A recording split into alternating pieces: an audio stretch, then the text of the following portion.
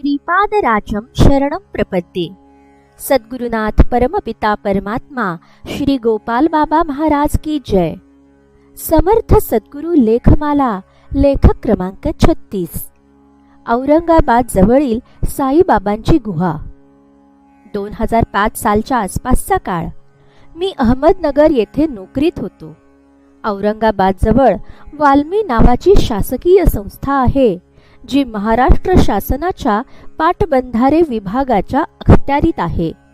ही संस्था म्हणून एक खूप मोठा परिसर आहे, जेथे शासकीय सेवेत असणाऱ्या अभियंत्यांना प्रकल्पासंबंधित तपशीलवार प्रशिक्षण देण्यात येते। येथे त्यासाठी मोठ्या इमारती, प्रशिक्षण केंद्र, नाट्यगृह, राहण्याची व्यवस्था, छोटं धरण, अंतर्गत कालवे, शेती, भोजन कक्ष वगैरे सर्व सोयी सुविधा उपलब्ध आहेत। एकंदरीत जंगलात कॅम्प लावून राहतो तसा भास येथे होतो आणि महाराष्ट्रातील अभियंत्यांना येथे टप्प्याटप्प्याने बॅचेस लावून प्रशिक्षण देण्यात येते। अहमदनगरकडून जाताना वाळूज जवळ बजाज कंपनी समोरनं उजवीकडे एक रस्ता जातो। त्या रस्त्याने बरेच अंतर गेल्यावर ही वाल्मी संस्था येते। तिथून औरंगाबादला गेलो तर बाबा पेट्रोल पंप चौकात आपण औरंगाबाद मध्ये येतो। तर 2005 सालच्या आसपास मला या वाल्मीतील एका आठवड्याच्या प्रशिक्षणासाठी पाठवण्यात आले। तेथे 2-2 बेडचे ॲडजस्ट टॉयलेटसह छोटे छोटे बंगल्यावजा अतिशय निसर्गरम्य परिसरात गेस्ट हाऊस आहेत। सकाळी उठल्यावर शेतात थोडी भटकंती, आवरून चहा, नाश्ता, लेक्चर, दुपारचं जेवण, परत लेक्चर, चहा, रात्रीचं जेवण, असं शहर आणि लोकसंपर्कापासून दूर शांत वातावरणात दिनक्रम होता। एका दुपारच्या सत्रात निमंत्रित तज्ज्ञ लेक्चरर आले नाहीत। त्यावेळी काय टाइमपास करायचा म्हणून आम्ही वेगवेगळ्या ठिकाणांहून एकत्र आलेले 5-6 जण वाल्मीच्या शेतातून मागे धरणाकडे गप्पा मारत मारत चालत राहिलो। दुरूनच एक डोंगर आणि त्यावर एक पांढरा ठिपका दिसत होता। हातात थोडा वेळ होता, अजून सूर्यास्ताला वेळ होता। फिरत फिरत आम्ही या डोंगर तळाशी आलो। तो पांढरा ठिपका म्हणजे डोंगर माथ्यावरील गुहेचा दर्शनी भाग चुन्याने रंगवलेला खालून दिसत होता। त्याबद्दल आम्हाला काही उत्सुकता नव्हती, पण डोंगर चढाची खुमखुमी आमच्यात होती। त्यामुळे पहिल्या उत्साहित सहकार्याने सुरुवात करताच सर्वच जण वर निघाले। हे काही ठरवून नसल्यानं पायात चपलाच होत्या। डोंगराची उभी चढण होती आणि लहान लहान दगडी गोट्यांवरून प्रत्येक पाऊल घसरत होते। कशीबशी अर्धी चढण पार पडली, पण सूर्य महाराज मावळतीला टेकायला आले होते। त्यामुळे गुहेच्या थोड्या अंतरावरून परत फिरावे लागले, कारण चपला पावलोगणिक सटकत फरफटत होत्या।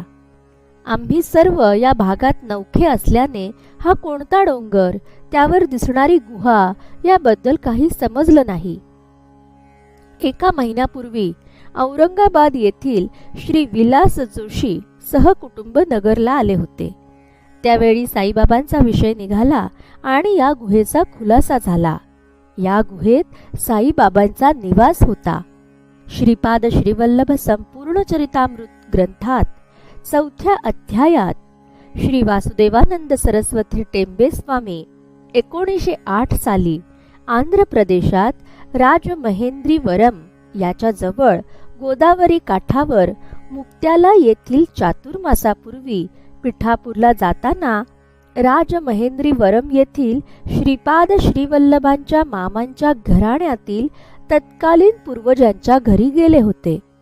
त्यावेळी मामांच्या घराण्यातील जतन करून ठेवलेले जीर्ण झालेल्या भूर्जपत्रावरील शंकर भट्टाने लिहिलेल्या मूळ श्रीपाद श्रीवल्लभ हस्तलिखित चरितामृत आणि त्यावरून ताम्रपटावर म्हणजे तांब्याच्या पत्र्यावर कोरलेल्या त्याच श्रीपाद श्रीवल्लभ चरितामृत ग्रंथाची मागणी टेंबे स्वामींनी वंशज मामांकडे केली। त्यावर मामांनी प्रयोजन म्हणजे कशासाठी हे विचारलं। त्यावर टेंबे स्वामींनी सांगितलं, मी ज्याला माझा मोठा भाऊ म्हणतो तो माझ्यापेक्षा उच्च स्थितीतील फकीर म्हणजे साईबाबा हा त्रिकालवेधी आहे. आपल्याकडील श्रीपाद श्रीवल्लभ चरित्र मी त्यांना दाखवतो.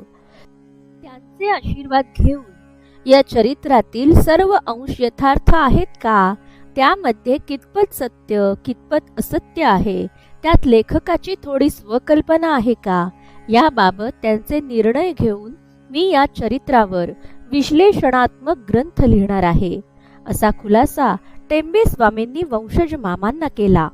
तसेच शिर्डीतील नंदादीप स्थानाबद्दल या फकीरास माहिती आहे आणि धीशिला नगरी ही शीलधी नगरी असे होणार आहे, असेही टेंबे स्वामींनी वंशज मामांना सांगितले. तथापि ग्रंथाबद्दल सत्य असत्य यथार्थता शंकर भट्टाच्या स्वकल्पना विश्लेषण असे चरित्राविषयी संशय दर्शवणारे शब्द आल्याने वंशज मामांचे अंतःकरण दुखावले गेले होते. येथे वंशज मामा टेंबे स्वामींसोबत बोलताना जो संवाद आहे त्यामध्ये आमच्या वंशात एका अवधूतांनी दत्तात्रेयांच्या अंशावताराला औरंगाबादमध्ये पाहिले. त्यांना धीशिला नगरीत घेऊन जाणार असे इतक्यातच सांगितले होते, असं वाक्य आहे. म्हणजे साईबाबा काही काळासाठी औरंगाबादमध्ये होते हे निश्चित होते. तसेच वरील संवाद हा 1908 सालातील असल्याने त्यावेळी साईबाबांच्या शरीराचं वय 72 असून साईबाबा शिर्डीत होते. त्यावेळी टेंबे स्वामींचं 54 वय होतं. म्हणजे स्वामी बाबांना वयाने आणि अधिकाराने मोठा भाऊ म्हणतात याची कल्पना येते. तशात शिर्डीपासून 1000 किलोमीटर अंतरावर असलेल्या राजमहेंद्रीवरम येथे श्रीपाद श्रीवल्लभ आणि त्यांचे चरित्र याचा विषय सुरू असताना अधिकारी टेंबे स्वामी साईबाबांचा विषय काढतात आणि त्यांना हा ग्रंथ दाखवतो म्हणतात. म्हणजे यातून श्रीपाद श्रीवल्लभ व साईबाबांमधील संबंध संदर्भ शिर्डीतील गुरुस्थान भूमी अंतर्गत नंदादीप आहेत हे त्यावेळी टेंबे स्वामींना माहिती होते. तसेच साईबाबा काही काळासाठी औरंगाबादमध्ये होते हे देखील माहिती होते. या संवादात दत्तात्रेयांच्या अंशावतार म्हणून साईबाबांचा उल्लेख आहे, कारण आधी हनुमंत आणि 1886 साली काळिकांबा आणि श्रीपाद श्रीवल्लभ असे 3 अंश साईबाबांमध्ये निक्षेपित आहेत. मार्गशीर्षातील शुक्ल एकादशी म्हणजे गीता जयंती. मौनी एकादशीला गुरु श्री गोपालराव केशवराव देशमुख सुभेदार बाबासाहेब महाराज वेंकुशाह यांना सेलू येथे समाधिस्थ करून गुरु आज्ञेनुसार साईबाबा गोदावरी सव्य काठाने शिर्डी येथे आले. त्यावेळी तो 16 वर्षांचे युवक होतो. तथापि गुरु सहवास अचानक खंडित झाल्याने अस्वस्थ मनस्थितीत शिर्डीतील गुरुस्थानाची सर्वतोपरी काळजी घेण्याची व्यवस्था करून साईबाबा त्यावेळी शिर्डीतून काही काळ बाहेर पडले. यावेळी श्रीपाद श्रीवल्लभ संपूर्ण चरितामृत ग्रंथात सांगितलेली श्यामाचरण कडून क्रियायोग दीक्षा वाराणसीतील लाहिरी महाशयांच्या घरी झाली, ज्या घटनेची नोंद लाहिरी महाशयांनी डायरीत नोंदवली आहे. त्या नोंदीनुसार आज साईबाबा माझ्याकडे आला होता. त्यास त्याला त्याच्या गुरुचं नाव विचारले असता त्याने भेंकुसा छद्मनाभ म्हणजे वेंकुशाह पद्मनाभ महाविष्णू किंवा श्रीपादांच्या भाषेत महावैष्णव गोपालराव असं सांगितलं. म्हणजे या घटनेपर्यंत श्रीपाद श्रीवल्लभांनी चरितामृत ग्रंथात सांगितलेले श्रीपाद श्रीवल्लभ स्वामींच्या आत असलेले आणि श्रीपादांनी गुरु म्हणून नेमून दिलेल्या मेहबूब सुभाने अद्याप साईबाबांच्या संपर्कात आलेले नव्हते. तथापि लाहिरी महाशयांकडून परतताना श्रीपाद श्रीवल्लभ योजनेनुसार औरंगाबाद जवळ साईबाबा आणि मेहबूब सुभाने भेट झाली आणि सहवास सुरू झाला. मेहरयुग प्रकाशनाच्या साईबाबांवरील पुस्तकात साईबाबा एका डोंगरावरील गुहेत समाधी अवस्थेत अन्न पाण्याशिवाय काही काळ निश्चित पडून होते अशी नोंद आहे. आणि एक दिवस या गुहेत पावसाचे पाणी येऊन बाबांच्या ओठास लागले आणि बाबा देहभानावर आले व डोंगर उतरून तडक अक्कलकोटच्या दिशेने वाटचाल सुरू झाली, जिथे स्वामी समर्थांनी म्हणजे श्रीपाद श्रीवल्लभांनी साईंना परिपूर्ण गुरु स्वरूप दिले अशी ही नोंद आहे. येथे आमच्या वंशातील अवधूतांनी दत्तात्रेयांच्या अंशावताराला औरंगाबादमध्ये पाहिले आणि त्यांना धीशिला नगरीत घेऊन जाणार या संदर्भाची जुळणी होते. आमच्या वंशातील अवधूत म्हणजे स्वामी समर्थ आणि दत्तात्रेयांचे अंशावतार म्हणजे स्वामी साईबाबा मेहबूब सुभानीच्या सानिध्यात येऊन फकिरी वेशात राहणाऱ्या आणि औरंगाबाद जवळ डोंगरावरील गुहेत समाधी अवस्थेत पडून असलेल्या दत्तात्रेयांच्या अंशावताराला स्वामी समर्थांनी देहभानावर आणून परिपूर्ण गुरु स्वरूप देऊन पुन्हा शिर्डीत पोहोच केले.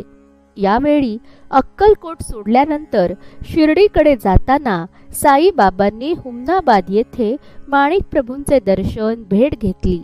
यानंतर साईबाबा शिर्डीत आले ते कायमस्वरूपी. हिराचंद गोपालचंद कोठारे दिगंबरा दिगंबरा श्रीपाद वल्लभ दिगंबरा.